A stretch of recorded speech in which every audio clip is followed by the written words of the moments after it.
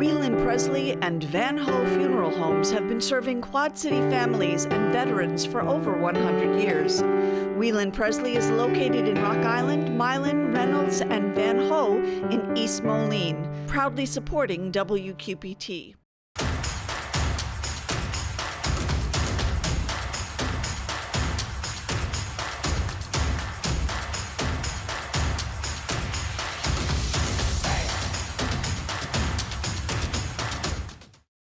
Alternatives is a proud supporter of WQPT and has been serving our community for 40 years.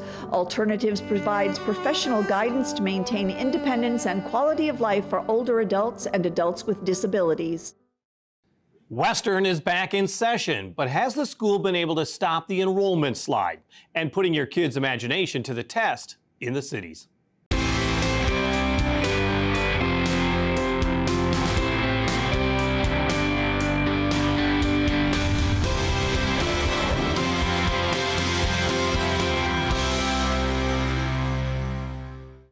WQPT's Imagination Station will turn the halls of Western Illinois University's Quad Cities campus into a very different learning environment. We'll talk about that in a moment. But what about the college students already walking the halls of WIU in both Macomb and in Moline? Western Illinois University is starting its 121st year of educating students, but the last 5 years have been a struggle. That started with a 2-year budget stalemate with state lawmakers, followed by an education-altering pandemic, and continues through a period where students are questioning the worth of a brick-and-mortar college education. John Smith, Western's Vice President for Student Success, joins us to talk about the challenges Western is trying to face head on. So let's talk about enrollment. Right now, the fall new enrollment, 2,145. Total enrollment is just under 7,100, down from last fall. But last fall was a big year. But you're always looking for trends more than anything else. Correct. This year, what we're really excited about is 56% of our new enrollment are from underserved populations, down a little bit in international students, but we have a very diverse group of students that add a lot culturally to the university. And as we transition, that's what we're looking at. How do we best serve the students that want to come to a Midwest regional university? Is it unfair to judge Western by its enrollment? I don't know that it's unfair, but I think we're doing really well given the current trends. The predictions are from a consultant that we've used that Western should be only able to recruit about 321 students per year. After flagship schools take their portion of the population, you divide the total number of students left by the other 160 private community colleges and regional universities. Our share should be 321 students. We're still in the 900s, so we're getting 3 times what they predict we should be. I think what that means in the future is enrollment hopefully will stay around the same. We did expect it to drop this year, so this wasn't unexpected. And we knew that because of our graduating classes. Were much larger, high school and graduate school. We have them for a brief 2 years, and 2 years ago we had a really large graduate class come in. So while we can predict some of our loss, I think as we transition from an enrollment management division and brought it back to student affairs, one of the first things that I looked at is where are we going to be? And when the president asked, where do you think we'll be for enrollment? I said around 7,000. Well, that's 600 students less. So we talked about the students leaving, the number of students coming, where that is. And Illinois is one of the largest outsourcers of students to other states. That has been really tough for Illinois because going to Wisconsin or even Minnesota to Missouri, to those border states, Indiana as well, Michigan as well. That's been the big struggle for Illinois schools, that the budget impasse from a few years ago, 5 years ago, exacerbated that. I mean, it made it amazingly difficult to recruit students. Is it tough to recover from that? It has been very tough to recover from that. I think that loss of finances chewed up WIU's reserve accounts. we looked at major cuts across the university, and to this point in time, we have not fully recovered. When you look at an admissions staff, we're staffed at about 50% of the rate of any other regional institution.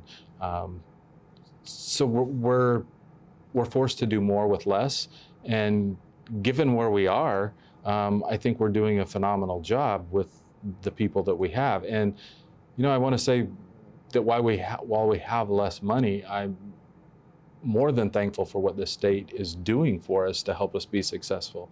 I don't know whether this is a good transition, but you look at the great building that's going up, the Performing Arts Center on campus. For the state to invest in WIU says, we believe that you're going to be successful. And that's something that in student affairs we're touting a lot. The opportunities it will bring to students in College of Fine Arts. I think the traffic that will come for performances, I think it will bring WIU back on the map to be a place to visit rather than just a small Midwest regional school. So I think the state is really trying hard to help invest where they can to help us, I won't say get back to where we once were, but to become stable and thrive in the future. Well, I think of also some of the innovation, some of the changes that have happened in the agriculture department, some of the majors that have been offered. I mean, you take a look at just the growth of cannabis in Illinois, and Western Illinois reacts. Western Illinois University reacts, if not tries to lead the way in some areas that is more cutting edge. Right. We have the cannabis minor. We have the urban forestry are a couple that come to mind.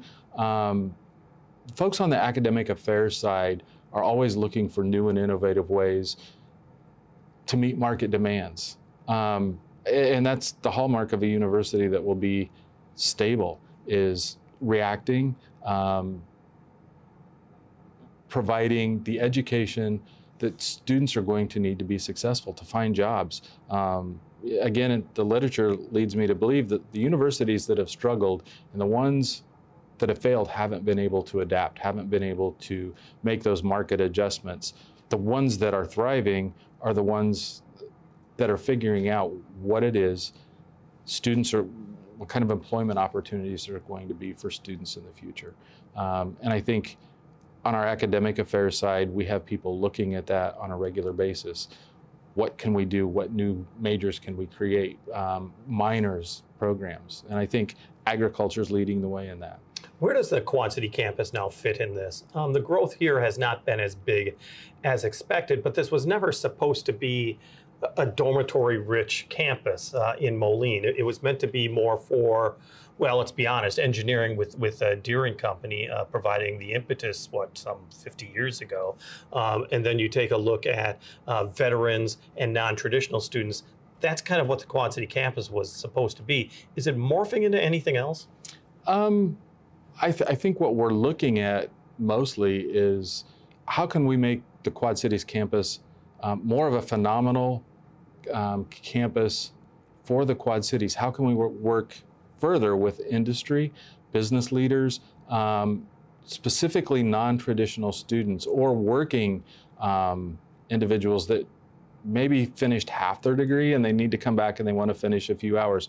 What can we do and how can we do it better than our competitors so that those students can finish their degrees at a time when we're working with them on flexibility?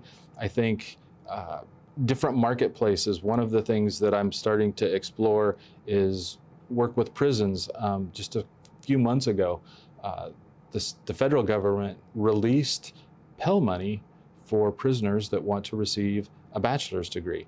So I have reached out to the Department of Corrections and several of the prisons around here. How can we help achieve that? Again, I think it's innovation, looking at things a bit differently, and the Quad Cities campus is in the right area and has the ability to grow in those markets. Again, it's just looking at it in a way that maybe we haven't in the past. One other area, of course, is not only getting the students, but keeping them. Retention is always so critical for all these institutions. You have a first-year experience program. You have a first-year advising center that's basically relatively new. Tell me the impetus of that and how you measure success. So both of those programs are designed to help students be successful from the time they transition from high school to the university. Which can be very, very difficult for some. Right. Students have a plethora of issues that arise that first week. Traditionally, I've been in the healthcare side of it, and we would see more illnesses that may come across as flu-like symptoms, but it was really homesickness, and it was helping them get involved. So those programs have what we call first four experience, first 4 days, first 4 weeks, where we get those students out and involved in campus, get them involved in the clubs and the groups and the organizations that we do, provide them access to all of the resources that they have. Let them see that there are other people that might come from across the state that they don't think they have in common with, but they do. So getting them involved, getting them engaged as early and often, and starting last year, we started doing it the minute they moved in. It has been super. That first year advising group meets with those students 10 times throughout the first semester, I believe it is, checking in, making sure they're going to class, making sure if any questions come unanswered, to connect them to the resources to help them be successful. This is stuff that didn't happen when you and I went to college. It did not. I think I met with my advisor. I was just talking to Justin Shu, who oversees this. I think I met with my college advisor, if I was lucky, once a year. Mm-hmm. Most of it was up to me to figure out. And as a first generation college student that was non-traditional, it was challenging. You talked about the Veterans. The Veterans Resource Center is great for people that have gone off, experienced life in many different ways, and come back and are trying to navigate college. That's what helped me get through, was the Veterans Resource Center. And WIU, for as long as I can remember, has been a veteran-friendly school. Let us talk a little bit about the future for Western, as well as other, institutions of higher education. After the pandemic, the students got more used to maybe staying away from brick and mortar institutions. Is that something you think is short-lived? If you were to put a little bit of a crystal ball gaze at it, is that people still want that one-on-one or even the lecture hall experience? What I'm hearing from students is that they want the college experience. They want to live on a college campus, but they might want to take some of their courses online from their residence hall room. So it's our ability to adapt, and I think both on academic affairs, student affairs, and our housing, how can we enable students to learn in the capacity they want to learn, but have that traditional college experience, get to meet new people, get to experience different cultures, all of the things that the traditional brick and mortar offer. Mm-hmm. So have the community, but perhaps have the education a little bit different? Correct. And I think that's what we're seeing in enrollment trends, or class enrollment trends. I think I've talked to 20-some students this year that are trying to figure out what they want to do, and they want part of their courses, that they can take anywhere on campus. They don't have to go to the traditional classroom. But something that might be in their major, where they have a favorite professor or someone that can be their mentor to help them either go to graduate school or get that job, that classroom experience is very important to them. And I think one of the things that small regional schools really have to offer is that all of the courses are taught by terminal degree faculty. You go to a larger flagship school, a lot of those courses are taught by graduate assistants, graduate students. Here you're getting to meet with someone and be mentored by them that are an expert in the field. I worked for a short time at UIC in their College of Medicine, and I was teaching physicians as someone with a degree in gerontology. I thought, this is odd, mm-hmm. that, given my experience in higher education, yeah. But I had things to offer to them that helped them get what they needed to go on and get their MD. I think the experience that many students have at a small regional school are the relationships that they develop with their faculty that become their mentor and help them go on to graduate school or achieve whatever their dreams are. And it's those small, intimate classrooms. So when I'm doing my gen eds, maybe I want to do those from my room. But whatever I've chosen for my major, I want to do that with the faculty member right there in the classroom. We just have a few moments left. You know that there's kids that are in high school right now trying to determine what college to go to. What is the advice that you give to parents and kids right now trying to determine what they're going to do next? I would reinforce that their high school GPA is the biggest predictor of success in college. The study skills that they develop in high school will be key to their success in college. We find a lot of students that come in high school may have been somewhat easier for them, maybe because they're being pushed along, held accountable for homework. They find themselves at a university setting and no one's making them do that assignment at this particular point in time. If it's late, it's late. The professor may accept it or not. But developing time management, study skills, same sorts of things that you and I probably needed a little help to develop depending on our high school experience. Those are the key important indicators on being success. But GPA, learning to study, do well in your courses in high school, and you'll probably have a really successful university experience. That's John Smith, Vice President for Student Success for Western Illinois University. In a moment, the return of Imagination Station to the WIU Quad Cities campus. But first, here's Laura Adams with some ideas for an autumn that's just waiting for you to go out and about. This is Out and About for September 24th through October 1st. Cheer the runners on at the Quad Cities Marathon and 5K at the Vibrant Arena at the Mark on the 24th at 7, while Go Fish Marina in Princeton hold a 5K fundraiser on the 29th at 6 p.m. Costumed actors take you on a trip back in time at Echoes from Riverside at the Riverside Cemetery on the 30th with tours every 15 minutes. The Putnam Museum is holding a junk craft fashion show on the 30th at 6, where all of the garments must use at least 70% reused materials. The Mobile Museum of Tolerance will be at the Geneseo Public Library on September 26th and 27th.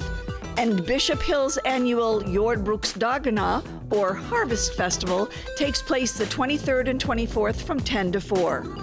On stage, the Spotlight Theater presents School of Rock, the musical, while Circa 21's production of the comedy The Outsider continues at the Rock Island Theater.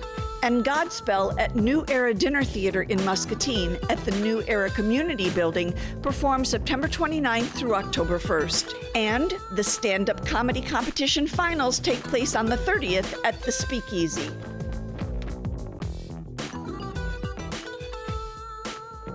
For more information, visit WQPT.org.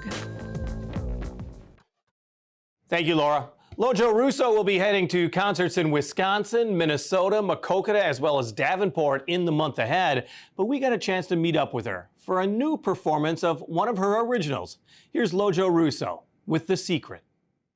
A lot of my songwriting is based on snippets of melody that kind of run in my head, or something that I say and then I realize that's got like a rhythm to it, a scansion, and I'll kind of play with that rhythm a little bit and see if anything else grows out of it. More often than not, I'm playing around on the guitar and just kind of popping through some different stuff, and this little pattern on the guitar starts up. Penny on the sidewalk, pick it up, down in my pocket, give it up.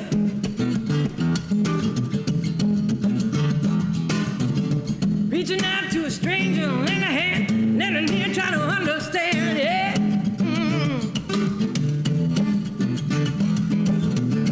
I've got a secret, small and shiny, like a pearl.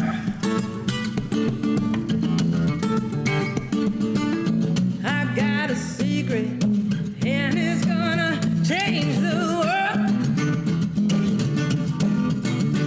Change the world, oh yeah. Why can't we be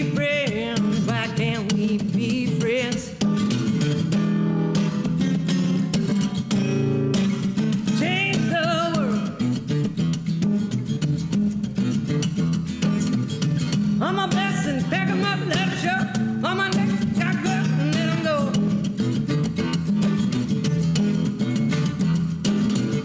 Negativity's a waste of time. Positivity will free your mind. I got a secret, small and shiny, like a pearl.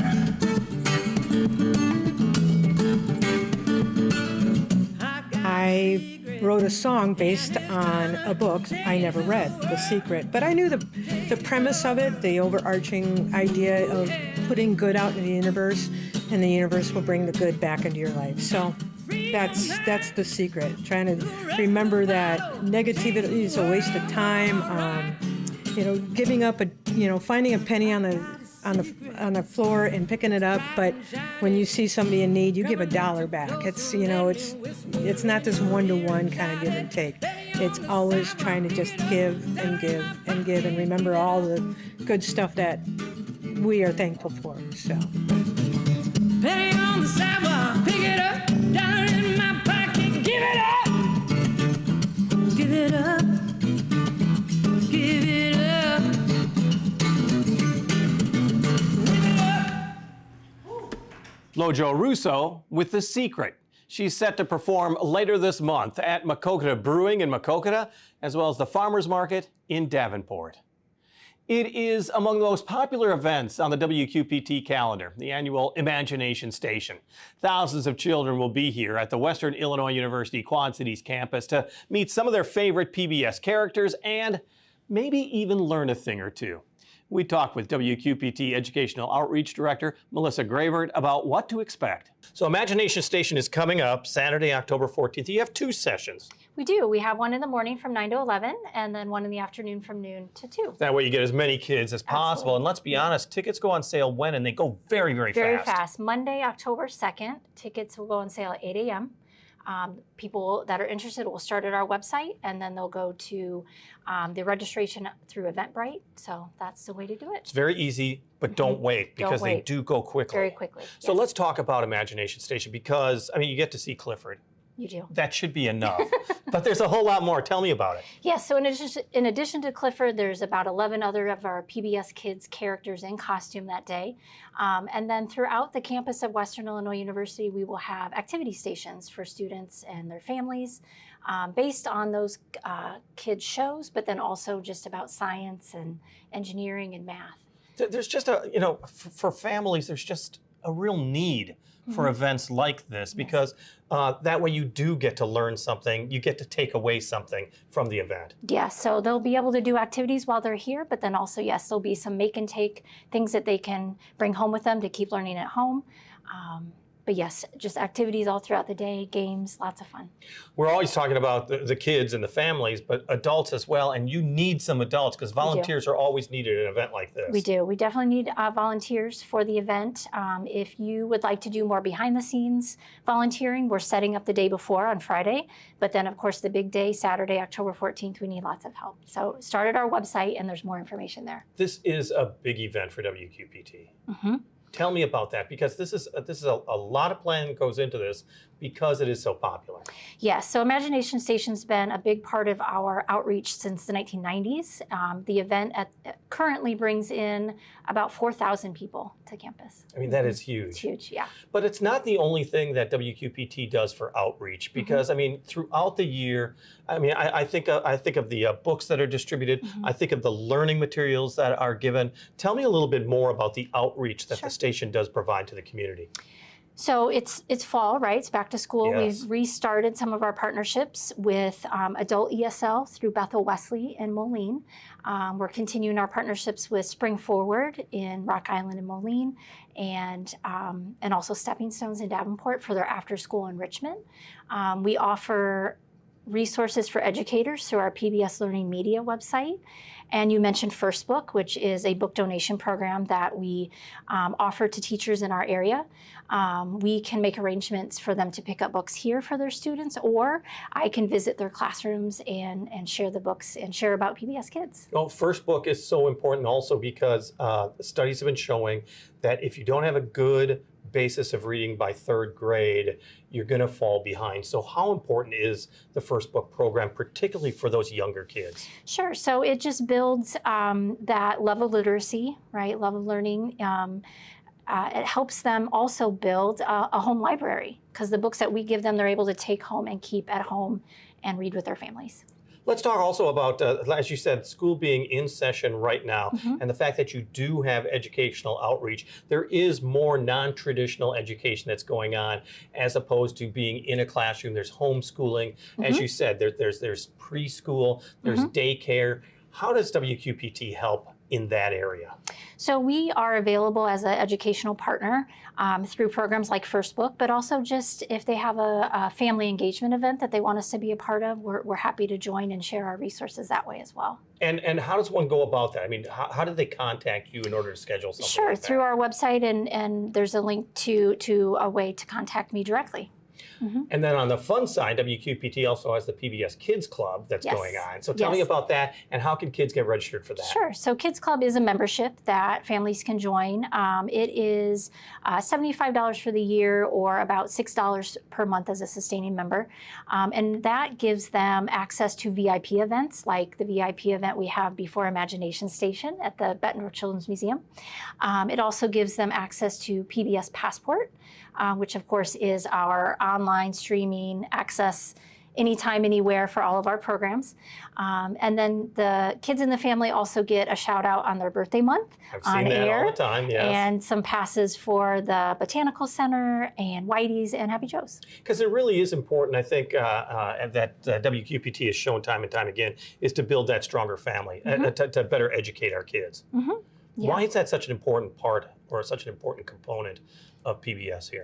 And we just believe in lifelong learning, and that starts when they're young, but then continues as they grow into families, and we do our best to support that. And I'll allow you one more big pitch for Imagination Station, because once again, tickets go on sale and they go quickly. Yes, so Monday, October 2nd, 8 a.m. is when registration opens. Now, it is a free event, but as you said, we need people to register for those tickets just so we can manage capacity and keep people safe. And then volunteering, we really want to invite the community if they're interested in volunteering, either the day of the event or before for setting up, and they can do that through our website. Our thanks to WQPT Educational Outreach Director, Melissa Gravert. Imagination Station is October 14th at Western Illinois' Quad Cities campus. And to find out more, or to help us out by volunteering, just head to our website, WQPT.org. On the air, on the radio, on the web, on your mobile device, and streaming on your computer. Thanks for taking some time to join us as we talk about the issues on the cities.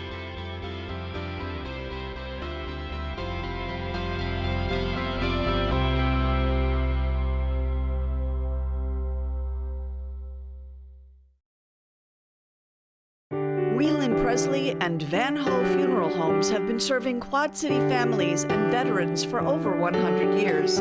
Whelan Presley is located in Rock Island, Milan, Reynolds, and Van Ho in East Moline, proudly supporting WQPT.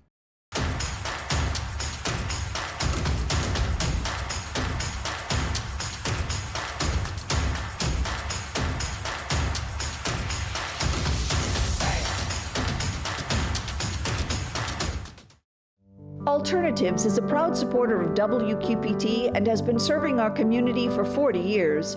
Alternatives provides professional guidance to maintain independence and quality of life for older adults and adults with disabilities.